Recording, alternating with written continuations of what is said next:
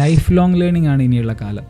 നമ്മൾ മാറേണ്ടി വരും. പുതിയ അഭിപ്രായങ്ങളുടെ വെളിച്ചത്തിൽ പുതിയ കാഴ്ചപ്പാടുകൾ രൂപീകരിക്കേണ്ടി വരും. കരിയറിൽ ഇനി ഒരു പനാശ ഇല്ല, ഒരു ഒറ്റമൂലി ഇല്ല.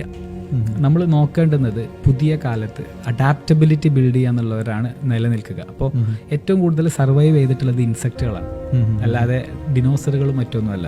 അവർ ആ കാലത്ത് ഭയങ്കര സംഭവമായിരുന്നു, പക്ഷെ അവരല്ല സർവൈവ് ചെയ്തത് പാറ്റയൊക്കെയാണ്. കാരണം എന്താ വെച്ചാൽ അവർ അഡാപ്റ്റബിൾ ആയിരുന്നു, ഫ്ലെക്സിബിൾ ആയിരുന്നു. നമ്മൾ ടെക്കിലാണുള്ളത്, പല ടൈപ്പ് എഡ്വിൻസ് വന്നിട്ടുണ്ട്. We are surviving because we are പാറ്റ. ഒരു കോക്രോച്ച് സ്റ്റാർട്ടപ്പ് എന്നുള്ളൊരു ആശയം തന്നെ ഞാൻ സോഷ്യൽ മീഡിയയിൽ ഈ അടുത്ത് കണ്ടു.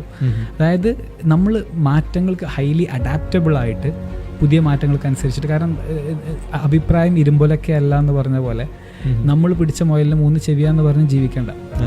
നമ്മൾ മാറേണ്ടി വരും. പുതിയ അഭിപ്രായങ്ങളുടെ വെളിച്ചത്തിൽ പുതിയ കാഴ്ചപ്പാടുകൾ രൂപീകരിക്കേണ്ടി വരും.